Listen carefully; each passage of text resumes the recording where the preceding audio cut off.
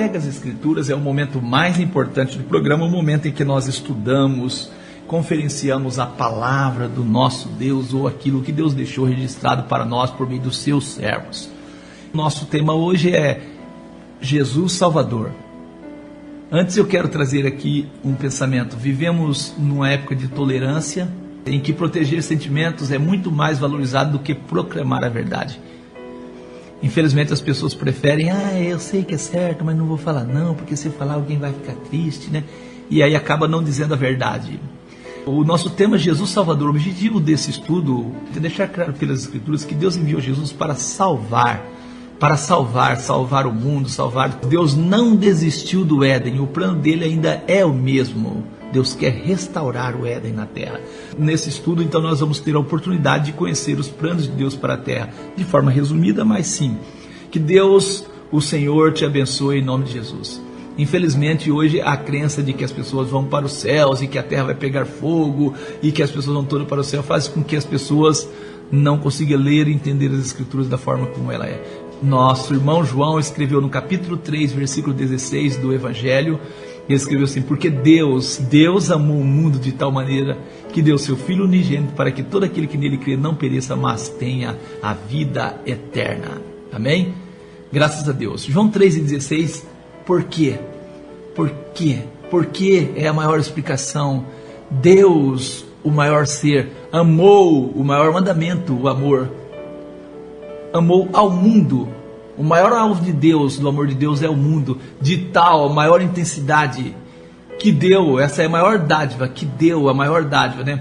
O seu Filho unigênito, a maior expressão de Deus, para que todo, a maior abrangência, todos, o que nele crê, a maior condição, a condição é crer, não pereça, que é a maior condenação, é perecer, é a maior condenação.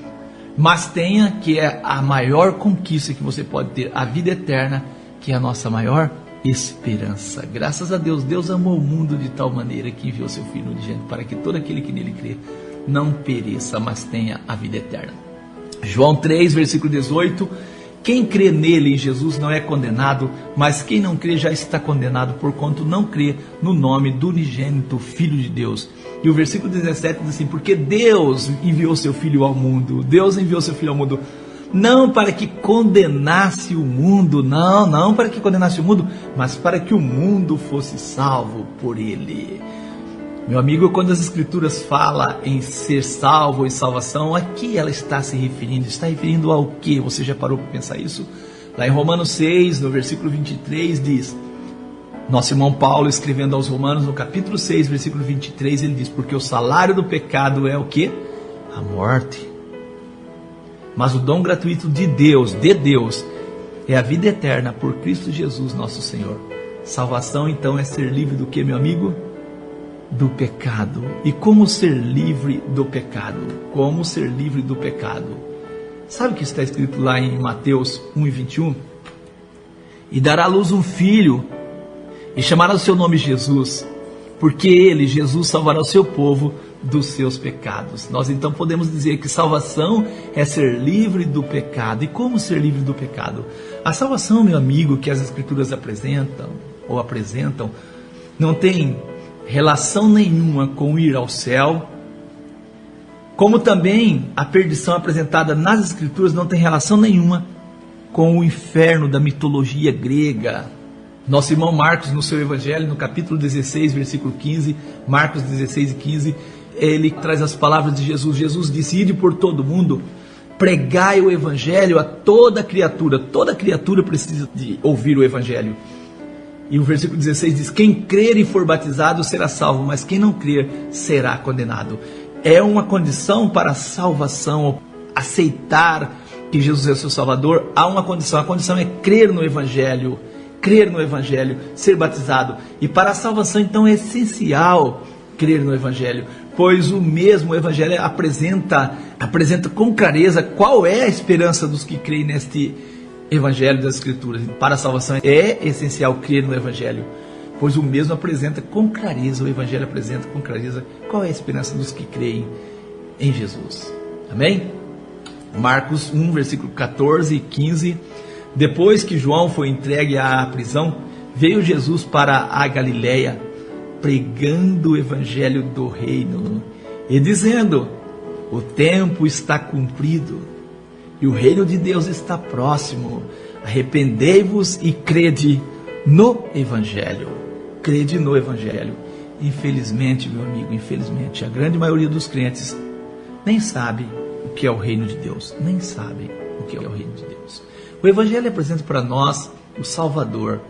Dará à luz um filho, chamarás o seu nome Jesus, porque ele salvará o seu povo dos seus pecados. Jesus salva dos pecados.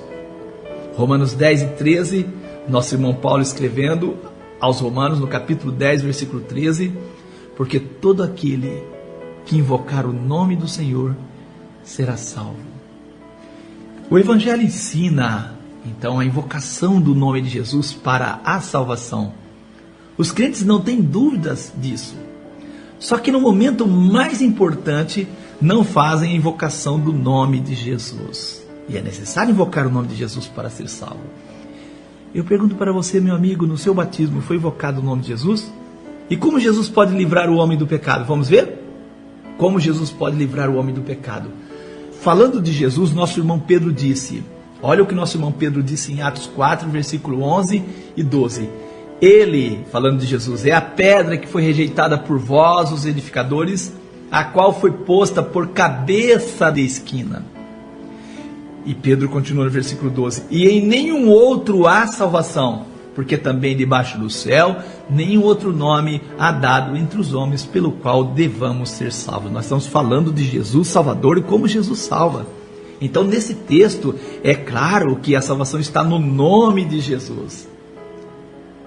Também em Atos 10, versículo 43, nosso irmão Pedro continua falando de Jesus, dão testemunho todos os profetas, dão testemunho de que todos que nele creem receberão o perdão dos pecados, pelo seu nome, conforme Atos 4 e 12, a salvação está no nome de Jesus, e aqui diz, o perdão do pecado está no nome de Jesus. Então, salvação nas Escrituras é ter o seu pecado perdoado. Nosso irmão João também cria assim. Nosso irmão João acreditava assim, e na sua primeira epístola, 1 João 2 e 12, ele escreveu, filhinhos, escrevo-vos porque pelo seu nome vos são perdoados os pecados. Amém?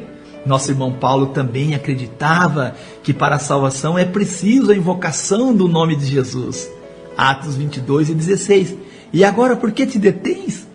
Levanta-te e batiza-te e lava os teus pecados, invocando o nome do Senhor.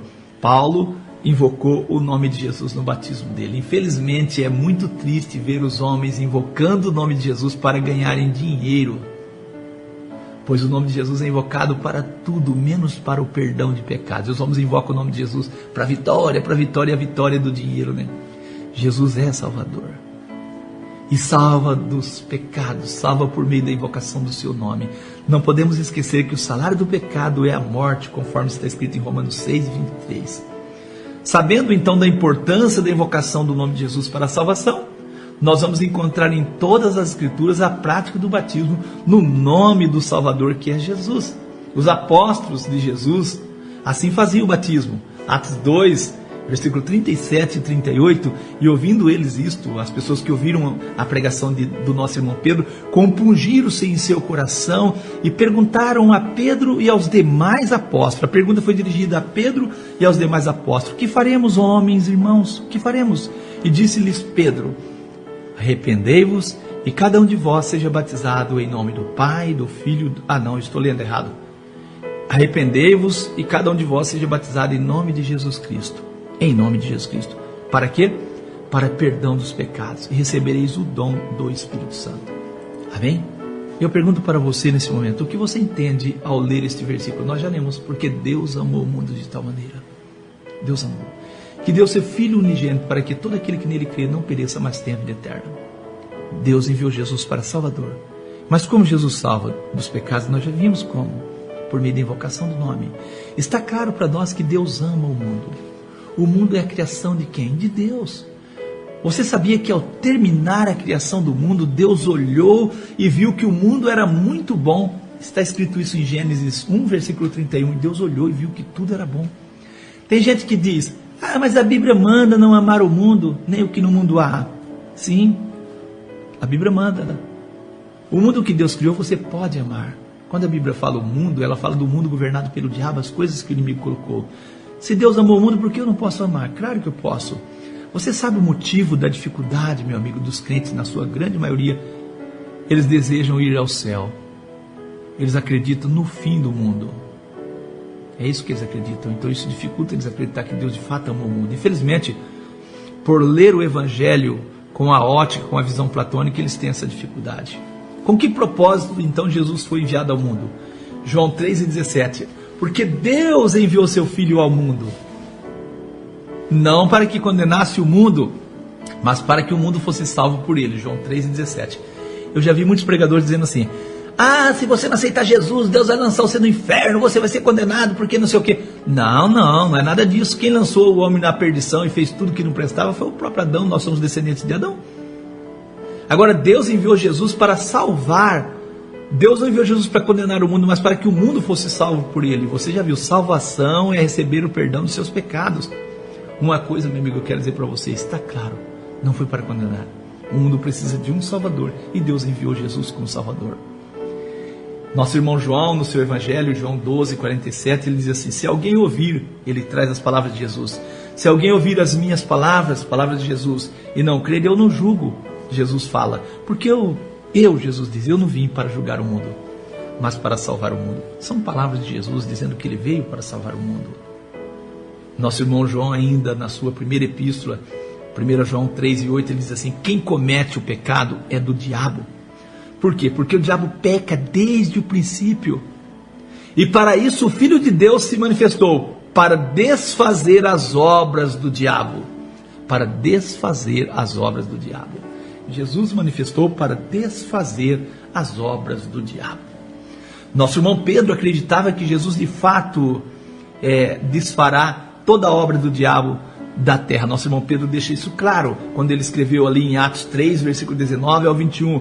Nosso irmão Pedro diz assim: arrependei-vos, pois, e convertei-vos, para que sejam apagados os vossos pecados, os seus pecados sejam apagados. Você já viu, os seus pecados é apagado por meio da invocação do nome de Jesus. E vem assim os tempos do refrigério pela presença do Senhor. O versículo 20, e envie ele, Deus a enviar a Jesus Cristo, que já dantes vos foi pregado, o qual convém, os céus está contendo Jesus até os tempos da restauração de tudo, dos quais Deus falou pela boca de todos os seus santos profetas desde o princípio.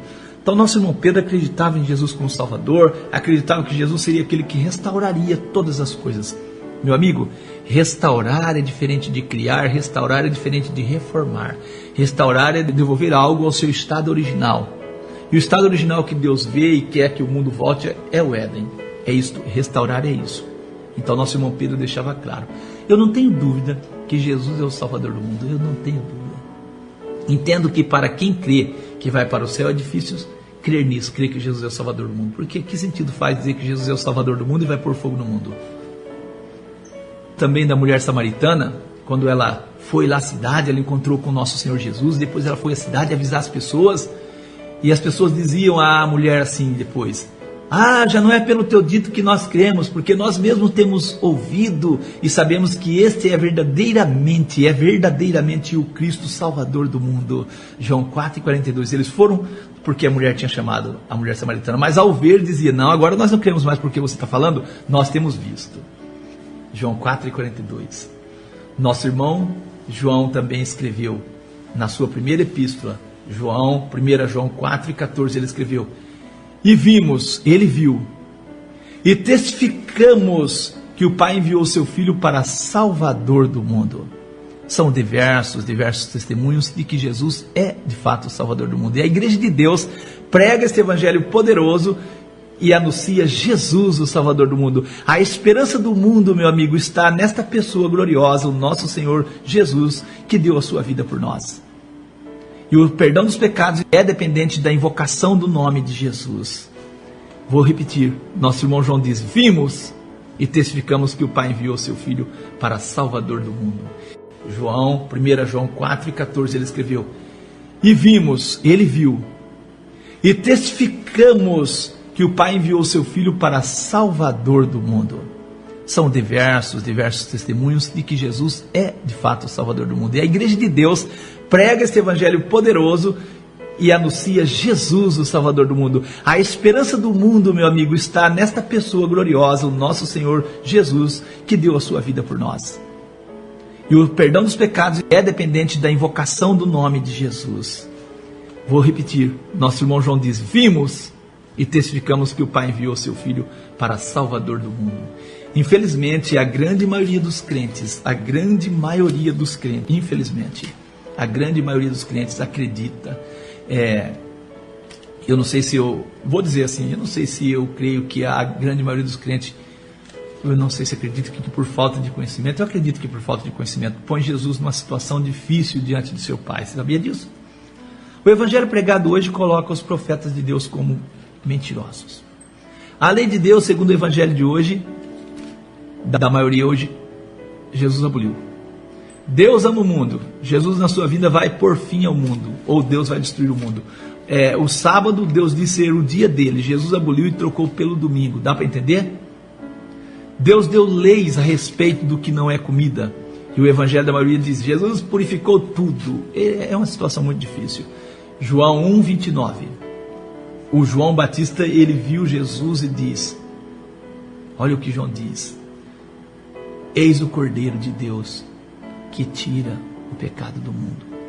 Eu creio que Jesus tirará o pecado do mundo. Se o pecado for tirado do mundo, o mundo volta a ser muito bom, meu amigo. Isso você tem que pôr na sua mente. Não faz sentido Jesus tirar o pecado do mundo e depois Deus pôr fogo ou destruir o mundo. Faz sentido? Jesus reinará, meu amigo, e desfará as obras do diabo. Ele é o Cordeiro de Deus, Jesus, que tira o pecado do mundo. O pecado é a causa do mal no mundo. O evangelho que pregamos resolve o problema que surgiu no Éden. Agora eu digo, pregar um evangelho, meu amigo, que não resolve o problema que surgiu no Éden, é a mesma coisa de ter um diagnóstico de uma doença e tomar remédio errado. Vou repetir, pregar um evangelho que não resolve o problema que surgiu no Éden, é a mesma coisa de ter um diagnóstico de uma doença e tomar o remédio errado. Jesus é Salvador do mundo e nós acreditamos e pregamos. Eu oro sempre nas minhas orações. Eu oro sempre: venha o teu reino, para que a tua vontade seja feita na terra como é feita nos céus.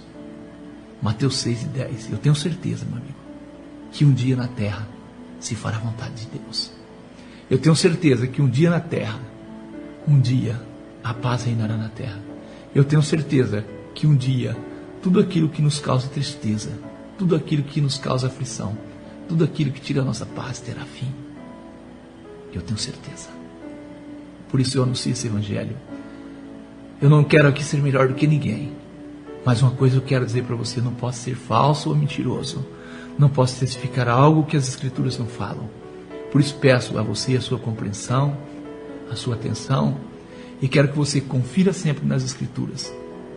E quero dizer, desde que o diabo manifestou suas obras na terra, a vontade de Deus deixou de ser praticada pela grande maioria. 1 João 3, versículo 8, nosso irmão escreveu: quem comete o pecado é do diabo, porque o diabo peca desde o princípio. Para isto o Filho de Deus se manifestou, para desfazer as obras do diabo. A terra, meu amigo, que conhecemos não foi criada assim. Ela sofreu uma mudança por meio da obra do diabo. A terra foi e é um presente de Deus aos seres humanos. E Deus, segundo a Escritura, fez tudo o que precisávamos para que nada faltasse a nós. Gênesis 1, versículo 31, viu Deus tudo quanto tinha feito, e eis que era muito bom, e foi tarde e amanhã o dia sexto. Deus, ao ver as obras do diabo manifestadas na terra, sabia que a terra seria maldita. Deus sabia disso. Deus disse a Adão e a Eva: porquanto deste ouvido à voz da tua mulher, Deus disse a Adão, e comeste da árvore que te ordenei, dizendo: não comerás dela, maldita é a terra por causa de ti, com dor comerás dela todos os dias da tua vida. Gênesis 3:17. Assim tem sido, meu amigo. Falam mal da terra porque querem ir ao céu. Dizem que Deus vai tirar eles para o céu, as pessoas do céu, que é um lugar melhor, e vai pôr fogo na terra. Mesmo as Escrituras afirmando o contrário, como está escrito em João 3:13, ora, ninguém subiu ao céu senão o que desceu do céu, o Filho do Homem que está no céu. Mesmo assim as pessoas continuam dizendo que vai para os céus. Quero terminar lendo Apocalipse 11, versículo 15 ao 18. E o sétimo anjo tocou a sua trombeta. Todos nós conhecemos e sabemos que a volta de Jesus acontecerá ao toque da sétima trombeta. E houve grandes vozes nos céus. Grandes vozes nos céus. Os reinos do mundo vieram a ser do nosso Senhor e do seu Cristo. Isto aí, os reinos do mundo vai ser do nosso Senhor e do seu Cristo. Ele reinará para todo sempre, vai reinar no mundo. E os 24 anciãos que estão assentados em seus tronos diante de Deus, prostraram-se sobre o seu rosto e adoraram a Deus, dizendo assim: graças te damos, Senhor Deus Todo-Poderoso, que és e que eras e que has de vir, que tomaste o teu grande poder e reinaste. E as nações, versículo 18, iraram-se as nações e vê a tua ira, e o tempo dos mortos para que sejam julgados, e o tempo de dares o galardão aos profetas teus servos, aos santos, aos que temem o teu nome, a pequenos e a grandes, e o tempo de destruir os que destroem a terra. Eu pergunto, quem Deus vai destruir? A terra? Não. A terra ou os que destroem a terra? Vai destruir os que destroem a terra. Eclesiastes 1, versículo 4 diz assim: uma geração vai e outra geração vem, mas a terra para sempre permanece. A terra para sempre permanece. Nossa esperança é a gloriosa volta do nosso Senhor Jesus. Ele vem para ser rei da terra. Mateus 25, versículo 31, nosso irmão Mateus escreveu: quando o Filho do Homem vier, quando o Filho do Homem vier em sua glória, e todos os santos anjos com ele, então se assentará no trono da sua glória. Acredito por tudo que os profetas anunciaram, que a terra vai ser restaurada como Deus a criou. Tudo que tira a nossa alegria terá fim. Vamos continuar então orando. Jesus disse: portanto vós orareis assim: venha o teu reino, seja feita a tua vontade, assim na terra como no céu. Mateus 6, versículo 9 e 10. Meu amigo, minha amiga, se você quiser ligar para nós, nosso telefone é 991 39 0809, 991 39 0809. Esse é o telefone da TIM. Para ligação é esse. O WhatsApp é 99 99 1 7385. WhatsApp 99 99 1 7385. Creia em Jesus como Salvador. Creia na invocação do nome de Jesus para o perdão dos seus pecados. Seja batizado no nome de Jesus, como as Escrituras pedem e ensinam.